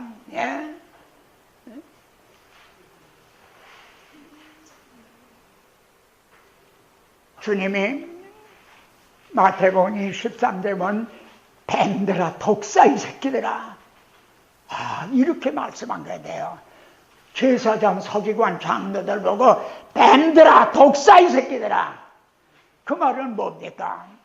주님은 십자가사에서 아버지요, 저들의 용서하소서, 저들이 하는 일을 하지 못하니이다.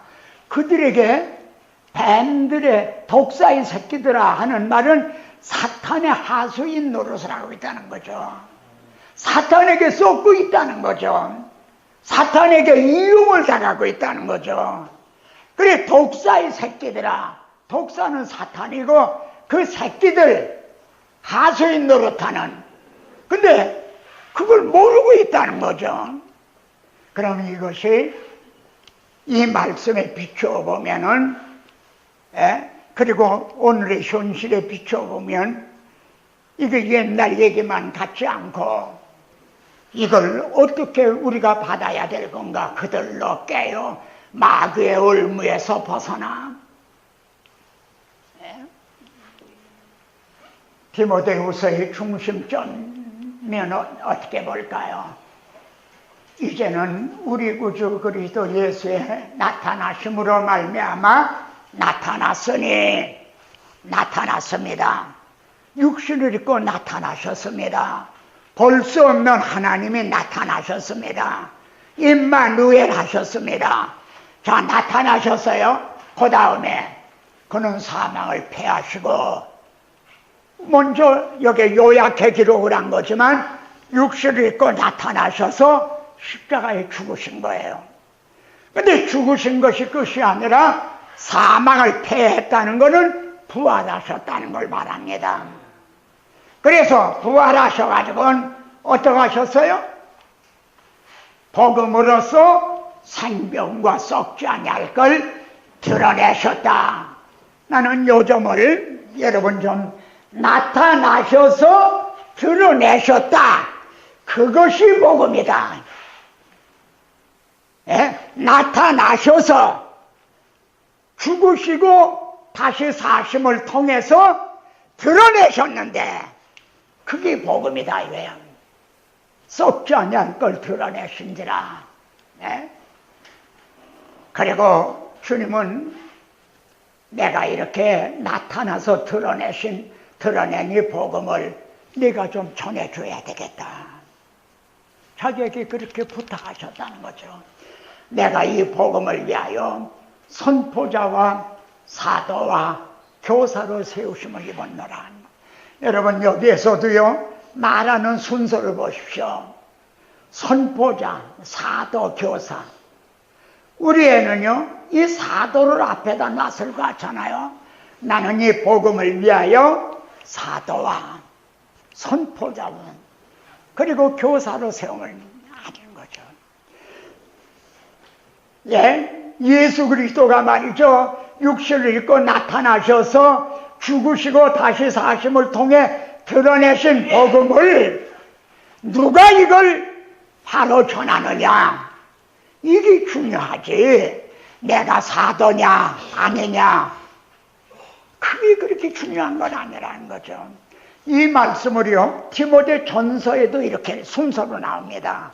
여기만이 아니라 누가 이걸 바르게 전하느냐, 선포자와 이걸 앞에다 놓는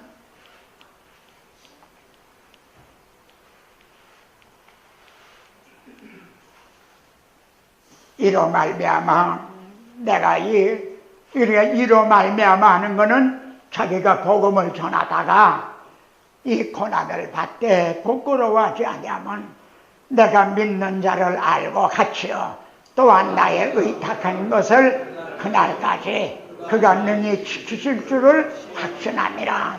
그러면 여기에서요 내가 의탁한 것을, 이게 뭘 의미하는 걸까요? 바울은 이제 얼마 안 있으면 순교를 당하게 됩니다. 근데 내가 의탁한 것을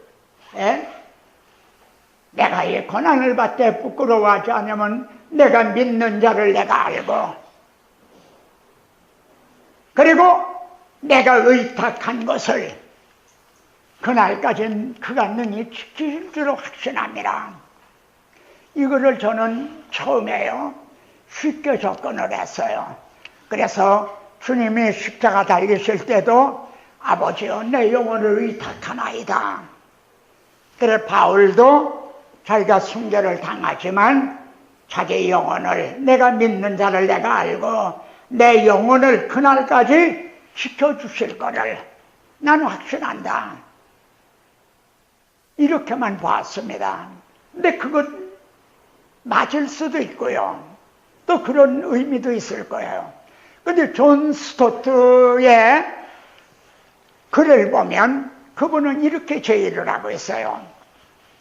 바울이 지금 디모데후서를 쓸 경우는요 모을이라고 한 분인가요? 그분은 눈물 없이는 읽을 수 없는 거, 이게 디모데후서다 그런 얘기를 하죠.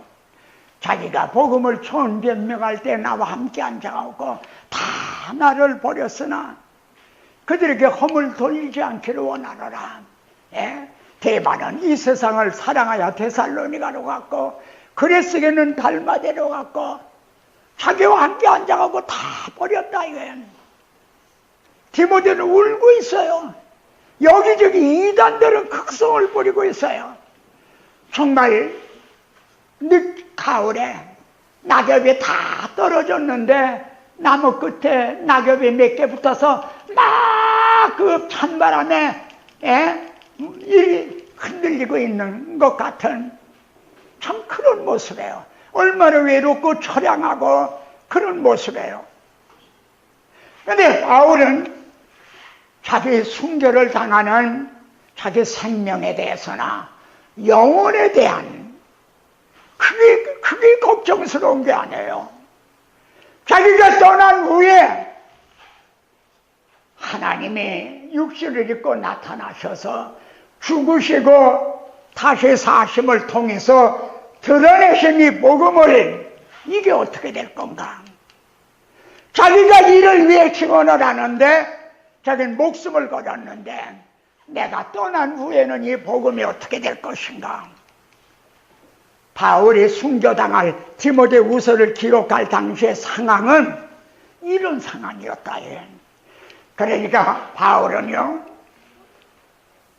인간의 생각으로는 이 복음이 이제는 여기에서 완전히 소멸이 될 것 같은, 끝나버릴 것 같은 그런 생각인데 아니다. 하나님이 이걸 주권적으로 하나님께서 정말 이 복음을 그날까지 능히 지키실 것을 자기는 확신한다. 난 절망하지 않는다. 마치 엘리야가 나만 남았는데 그랬을 때 하나님이 내가 7,000명을 남겨놓으셨다 하신 대로 그 시대마다 남은 자를 통해서 이 복음을 보수하게 하실 걸 자기는 확신한다는. 존 스토트는 그렇게 보고 있는 거예요. 이게 더 옳을 것으로 여겨진다. 그분도 단정적으로는 얘기를 안 하지만 근데 가만히 디모데 전서를 우리가 상고해 보면요 그 편이 더 옳은 것 같다는 거죠. 지금 우리 한국교회 상황도 그럴 수가 있죠. 인간의 생각으로는 볼 때 또한 내가 나의 의탁한 것을 하나님 이 복음을 주님의 이름을 위해 주 자신을 위해 그날까지 능히 이걸 지켜주시고 완성해 주실 걸 믿는다는. 그래서 우리가 지금 이 사역자로 세움을 받은 우리들은요 먼저 지키는 거, 복음을 지키는 일이 먼저입니다. 그래서 전하되 바른 복음을 전하는 거, 전하지만 하면 좋은 게 아니라 바른 복음을 전한다는 거. 그래서 내가 하나님 앞과 그리스도 예수 앞에서 말하노니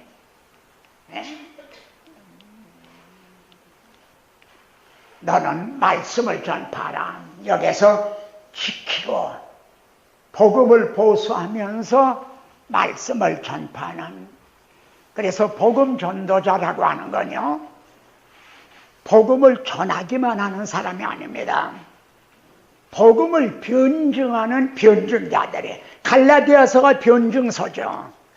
복음을 변증을 하는, 그러니까 다른 복음을 전하는 걸 그냥 묵과하고 있는 게 아니라는 거죠.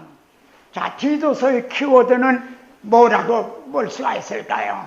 내가 너를 그대에 대해 남겨둔 이유는, 이것이 키워드라고 할 수가 있습니다. 그래서 디모데를 그레데에다 보냈어요. 그런데 그 중에는 이런 할례파 가운데 그런 자들이 더 많다. 이걸 바로잡기 위해서요. 그래, 그들의 입을 막을 것이라. 그래, 디모데를 그래 그레데에다가 파송을 이제 한 거죠. 그럼 디모데후서의 중심 주제는 뭘까요? 우리 같이 봅시다. 우리 구주 하나님의 자비와 사람 사랑하심이 나타날 때에, 그러면은 자비, 사람 사랑하심이 나타났다. 이게 뭘 의미하는 걸까요? 이거 하고 보십시오.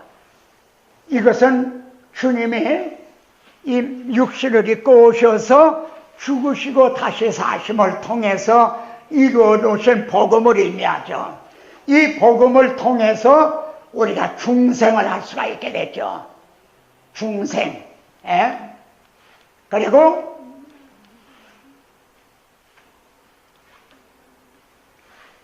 우리가 의롭다 하심을 얻었죠. 이렇게 예수 그리스도를 통해서 나타내신 이 복음을 통해서 우리가 중생을 하게 되고 의롭다 하심을 얻어서 상속자가 되게 하셨다. 같이 보십시다. 이 말이 미쁘도다. 원컨대 너는 이 여러 것에 대하여 굳세게 말하라. 이 말씀이 기록할 당시는 바울이 디모데에게 한 말씀을 분명하지만, 이 말씀이 이 자리에서는 우리들에게 하는 말씀입니다. 너는 이 여러 것에 대하여 굳세게 말하라.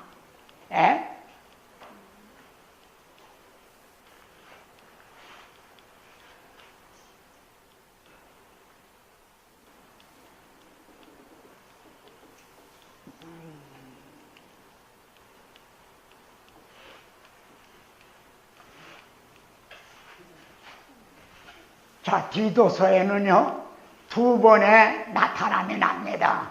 모든 사람에게 구원을 주시는 하나님의 은혜가 나타나, 이것이 초림을 통해 십자가를 통해서 나타난 하나님의 은혜죠.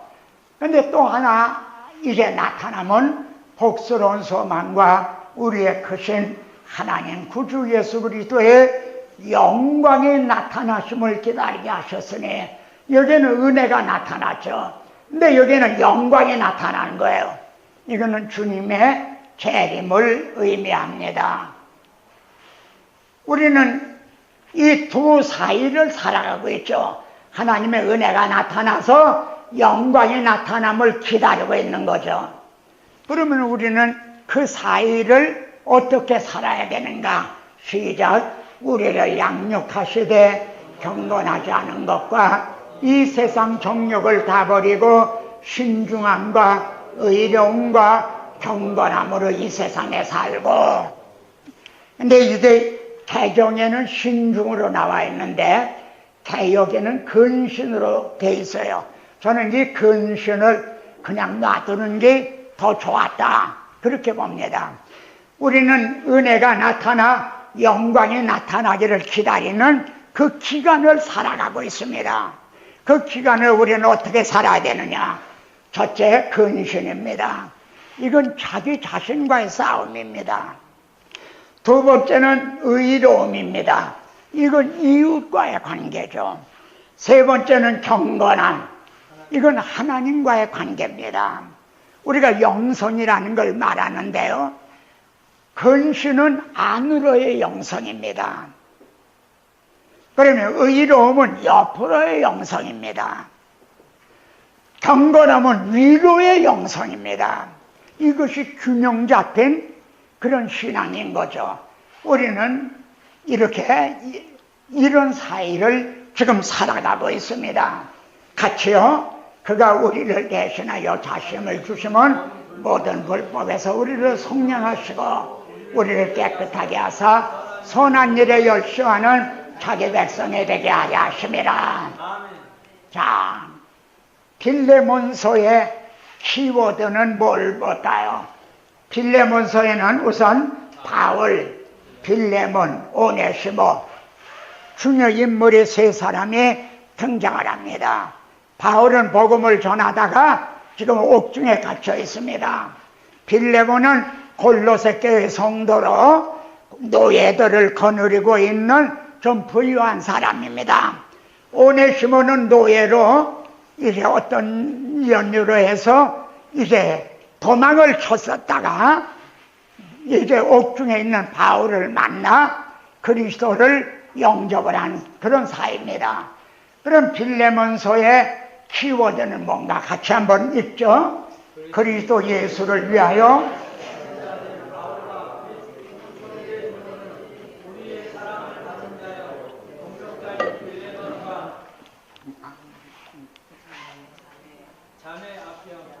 자, 여기 보십시다. 자, 여기 바울, 빌레몬, 오네시모 세 사람이 있습니다. 근데 이 세 사람 중에 누구 한 사람이라도 예수를 그리스도라고 고백을 하지 않는 사람이 있다. 그러면 빌레몬서는 기록이 되질 않은 겁니다. 성립이 되질 않는다는 거죠. 또 하나님을 우리 아버지라고 부르지 않는 사람이 있다면 빌레몬서는 또 성립이 안 되는 겁니다. 기록이 될 수가 없는 거죠.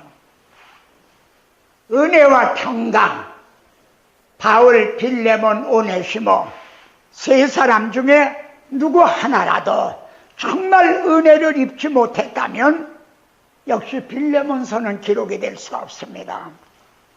바로 오늘 한국의 문제가 그겁니다. 예? 왜 우리들은 이렇게 정말 문제가 많은가? 이 문제를 이걸 저는 그래서 빌레몬서의 키워드로 보고 있습니다. 이 세 사람은 모두가 예수를 그리스도로 고백을 하고 있습니다. 하나님을 우리 아버지라고 고백을 하고 있습니다. 그리고 이제 다 은혜를 입고 입은 자들입니다. 그래서요, 또 여기에 요것도요, 요거 봐요. 예수 그리스도를 주라고 고백을 하고 있다는 거예요. 예수 그리스도를 믿기만 하는 게 아니라 그분이 나의 주다. 나의 주인이다 이거예요. 나는 그분의 종이요, 노예요. 예? 그러면은 빌레몬서에서요, 중심 주제는 뭐라고 볼 수 있어요? 내 사랑과 믿음이 있음을 들음이니. 여러분, 빌레몬에게 사랑과 믿음이 있기 때문에 오네시모를 돌려보내는 겁니다. 그걸 믿기 때문에. 만일 믿음과 사랑이 없으면, 그래서 여러분, 이 믿음과 사랑은요, 그리스도인의 패스보드와 같습니다.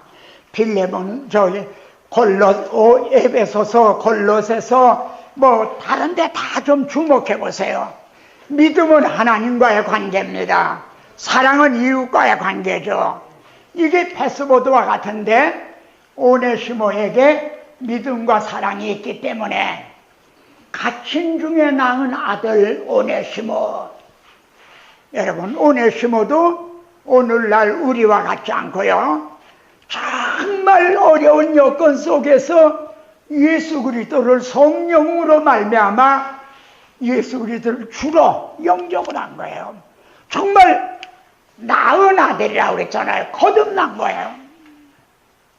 중생을 했다 이 말이에요. 예? 그러니까 오네시모에게는 믿음과 사랑이 있었고 빌레몬은 완전히 복음 안에서 중생을 했다 이거야. 예? 그러니까 돌아가라 해도 돌아가는 거지. 여러분 같으면 돌아가겠어요? 돌아가면은 빌레몬이 그때의 형편으로는 사형을 시킬 수도 있어. 본보기로 다른 노예들 앞에 목을 매달아 죽일 수도 있는, 죽이지 않더라도 예? 그런데 돌아갈 수가 있겠나요? 그러나 갇힌 중에 낳은 아들, 바울은 그걸 믿었어요. 그래서 내가 돌려보내노니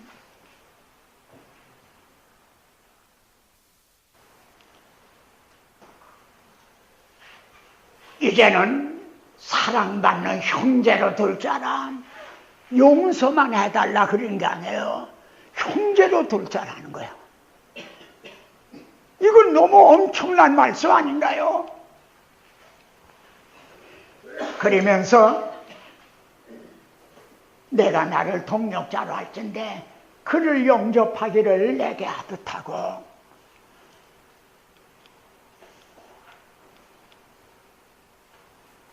그가 만일 내게 불의를 하였거나 내게 빚진 것이 있으면 그것을 내 앞으로 계산하라. 나 바울이 친필로 쓰노니 내가 갚으려니와 내가 이외에 내 자신이 내게 빚진 것은 내가 말하지 않노라. 이 말을 하는 걸 보면요, 오네시모, 이 빌레몬은 바울을 통해서 은혜를 받은 것 같아요. 복음을 말이죠. 그래서 내가 이외에 내 자신이 내게 빚진 것은 내가 그거는 지금은 말하지 않겠다. 이 형편에서는 말 안 하지 않겠다. 여러분 어떤 마음이 드십니까? 이것이 기록된 당시는 바울이 빌레몬에게 보낸 편지임이 분명합니다. 그러나 이제 우리는 바울의 편지를 상고하고 있는 게 아닙니다. 성령의 감동으로 기록된 하나님의 말씀으로 우리는 받고 있는 겁니다. 그렇다고 하면 여기에서 우리는 예수 그리스도를 우리는 보게 됩니다. 여기에 보면 그를 영접하기를 내게 하듯하고 하시는 주님은 지극히 적은 자에게 한 것이 내게 한 것이니라. 그리고 주님은 그가 내게 빚진 것이 있으면 내가 그걸 내 앞으로 계산하라. 내가 갚겠다.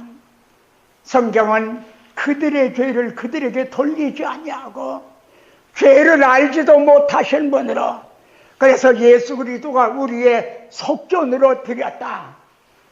그리고 내가 친필로 쓰노니 이게 보증서다. 그래서 이 편지를 들려서 지금 오네시모를 빌레몬에게 돌려보내고 있는 겁니다. 우리가 지금 하나님 앞에 나아갈 수 있는 것은 주님이 친필로 쓰신 정말 이 하나님의 말씀에 근거해서 이걸 믿기 때문에 하나님 앞으로 돌아갈 수가 있는 거고요.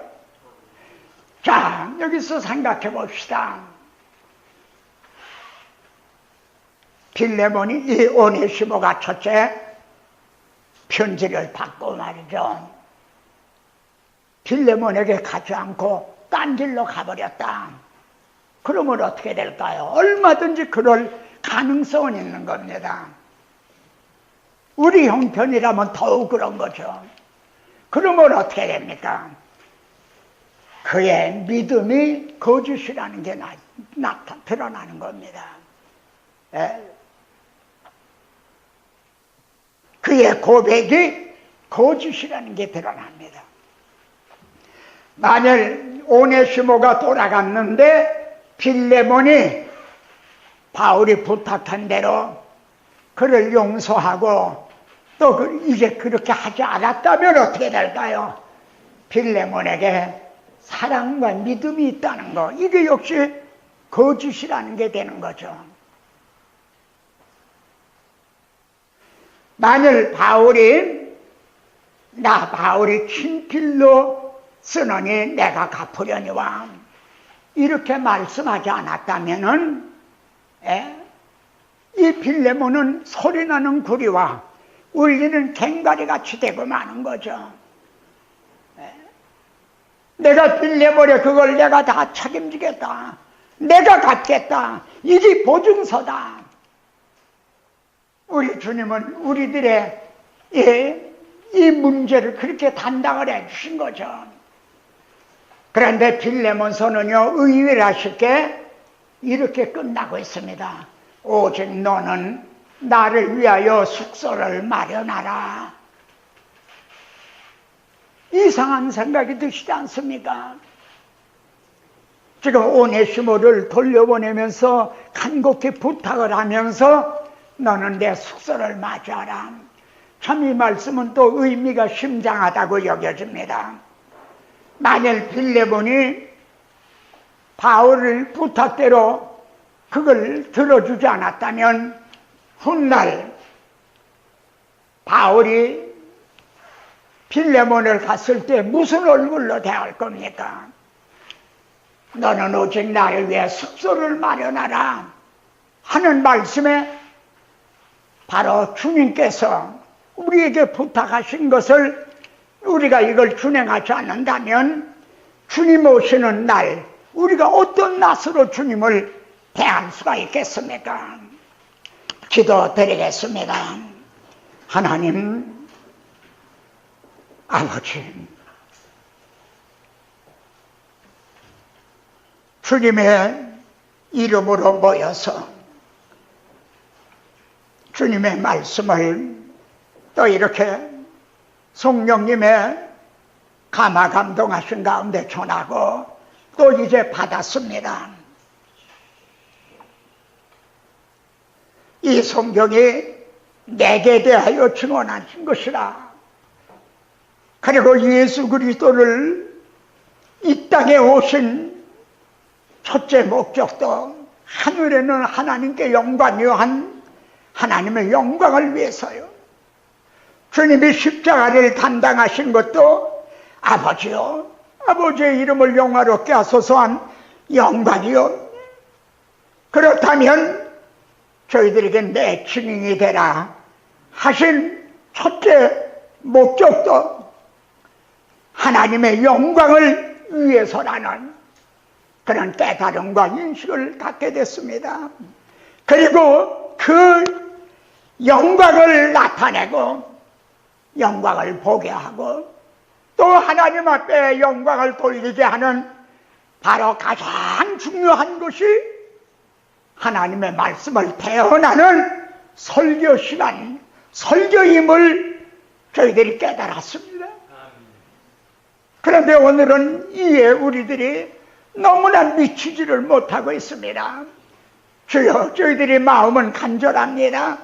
어떻게 하면은 하나님을 기쁘시게 해드림으로 우리를 혼자 두시지 아니하시고 이 복음을 증언할 때, 설교를 할 때 말로만이 아니라 성령의 나타나심과 능력으로 역사하여 주시기를 간절히 간구합니다.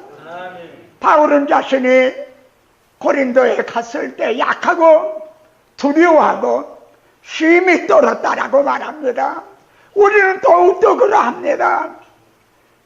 다만 성령의 나타나심과 능력으로 그렇게 역사하여 주셔서 성도들의 믿음이 사람의 귀에 있지 아니하고 하나님의 능력에 있게 하시고, 그래서 또한 고난 중에서도 정말 흔들리지 않는 믿음의 역사, 살아계시고 소망에 있는 이제 그래서 그 믿음이 각처에 정말 이제 퍼지는 소문난 그런 교회들이 되기를 원합니다.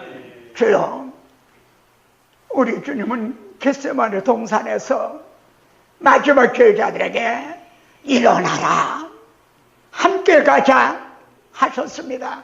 오늘 하루에 이제 우리가 이 세미나를 마치고 이제 각기 맡겨주신 사역지로 저희들이 또 가려고 합니다. 주여 일어나라, 내가 너와 함께 가자, 너랑 함께 가자 말씀하옵소서.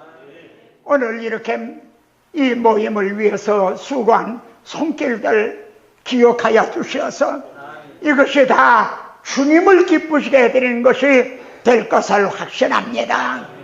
이제 내 입에서 나간 말도 헛되이 돌아오지 아니하고 내 뜻을 이루어야 이런 일에 형통하리라고 하셨습니다.